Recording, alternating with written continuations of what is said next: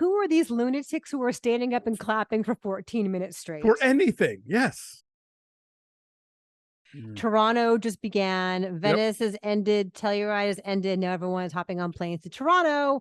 I think Venice ends this weekend, technically. Okay. There's still a few more. Yeah. Toronto has begun. And so you got movies like Daniel Radcliffe in the Weird Al biopic, which I'm seeing comparisons to Walk Hard in ways that are good and bad. Yeah, I mean, it's not. This is a Weird Al biopic in the way that Blonde is a Marilyn Monroe biopic. Or Elvis is an Elvis biopic. They're kind of having fun with it, and in the case of Weird Al, as opposed to those other two, like they're being kind of intentionally funny. As what if we took Weird Al and plugged him into a traditional rock star biopic? Hence the Walk Hard comparison. I think that sounds fun. And then the latest from Sarah Polley, Women Talking, of course, celebrated Canadian filmmaker Sarah Polley. So I'm sure again, if you haven't read her book yet, Run Towards the Danger. I highly, highly recommend it. And just every movie she makes is amazing. And so I have hope for this one. My Policeman, the trailer for that just came out recently with Harry Styles, and that premiered at Toronto, or is going to premiere at Toronto this weekend on Sunday. Okay. The Inspection is premiering, has premiered. I think it premiered last night. I think it was one of the opening films. That I follow Effie Brown on Facebook, and she made it sound like it had already happened. So anyway, I'm hearing very good things about that. We screened Elegance Bratton's documentary Peer Kids at Outfest in 2019, I want to say. Yes. So very pumped to see this movie. I'm hearing really good things. Yes, a queer military drama. So I'm sure at some point down the line, we'll get to reviews of all these movies, but they are all premiering now in Toronto. Also going on right now as we speak is D23. All things Disney. The hype machine is in full motion here. And early things I'm seeing are just clips from the movie The Marvels and this new X-Men 97 TV series. There is that. And then also apparently they're going to expand the Avengers campus, the Disney. The park. Okay. All right. Okay. Yes. Yeah, it's amazing how things that used to be press releases are now fan events. Yeah. Gotta get there, gotta get your badge, gotta get your wristband, take your pictures, and then tweet about it furiously. So all that stuff is happening. Do their marketing work for them for free. No, not even for free. You paid to get in. You do. You pay in so many ways. Miss Flo is not doing any more marketing for Don't Worry, Darling. You keep thinking the Don't Worry, Darling story is going to end, but no, there's always some new angle to it. And so there's this huge premiere going on the Monday before the film opens. So like Monday, the 19th of September in New York at the IMAX Theater in New York with a big Q&A that's going to be broadcast to all these other, like 100 other IMAX theaters. Olivia Wilde, all the stars. No Miss Flo. Nope. And here's the thing. She has other irons in the fire when it comes to award season, because she's also in a film called The Wonder that just premiered at Telluride that she's also apparently amazing in. So like whatever her issues with this movie are, and in the years to come, I'm sure we'll learn all of them. That's not her only thing to be pushing this fall. So I'm sure for her, and of course eventually I guess Dune 2, right? She's in that too, and that's going to open.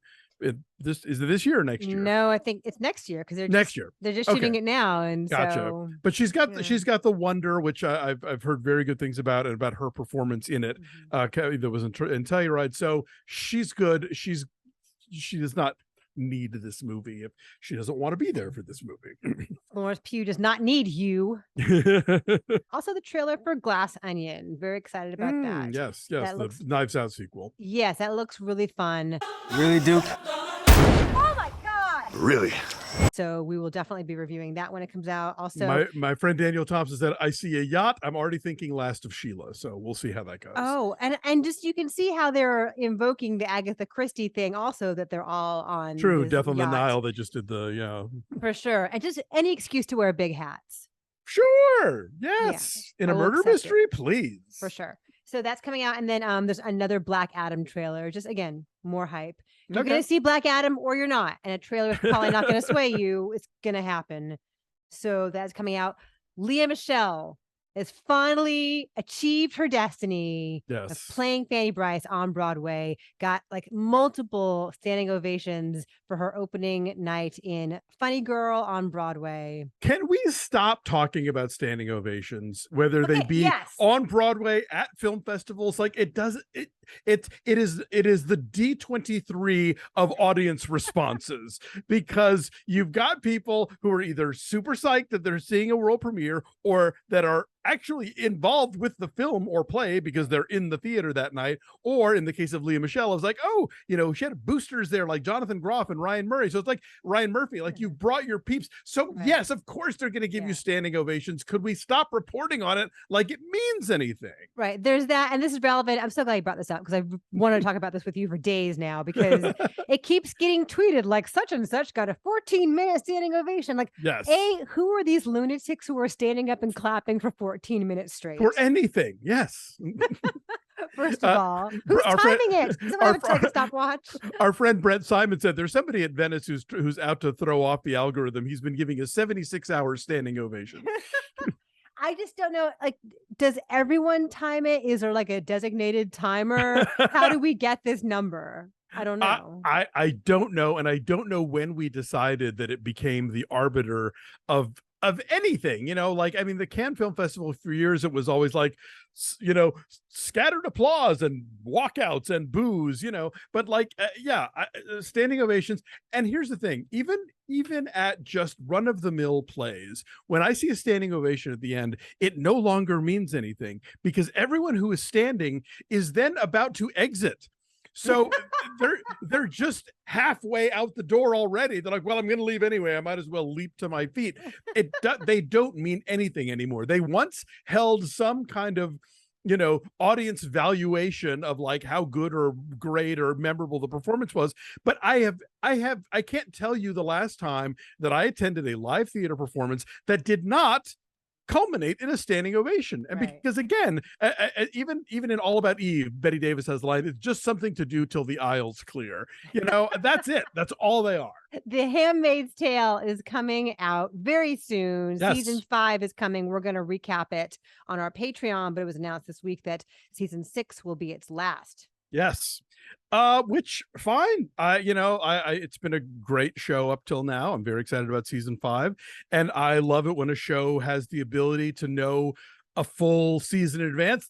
This is it. So like, at least we know that they're really going to build to something. It will reach an actual climax. I think a lot of shows find themselves in a position of like, well, let's end the season in such a way where if we get canceled, we've, you know, tied up all our loose ends, but we haven't completely cut ourselves off. This is a nice, like, boom, done. So that's good for them. This is an intentional creative decision, kind of like what they did with Stranger Things, where you could have ended after 4, but they said, no, we're going to do a whole 5th one. And there's that. So be on the lookout for our recaps of that on our Patreon. Join us. And at Beyond Fest, they are doing a tribute to Indian filmmaker S.S. Rajamouli.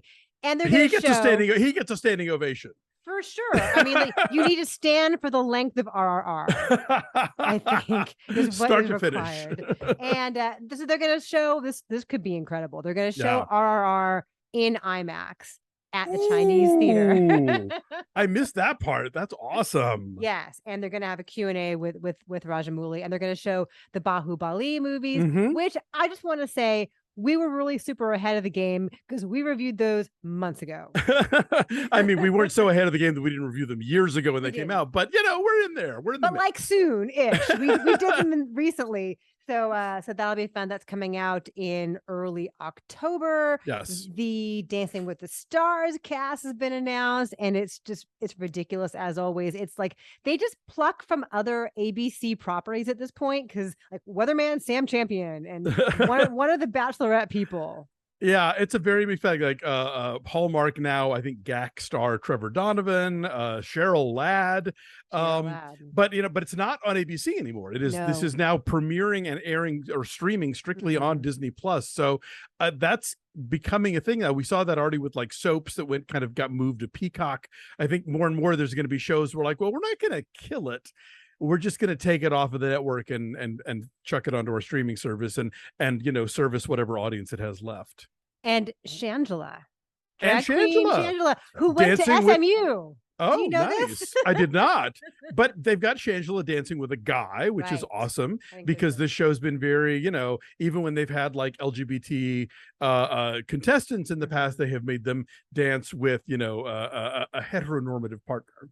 JoJo Siwa got to dance with a female partner. Oh, that's true. You're right. Right. So Groundbreaker. This is the first male couple.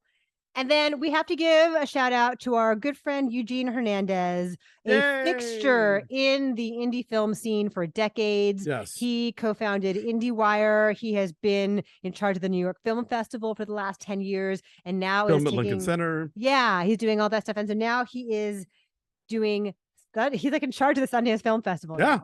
Yeah. He's a lovely guy. Standing up for you, Eugene. He's a lovely, sweet guy and just loves film and is a big enthusiastic champion of it. So we're psyched for him.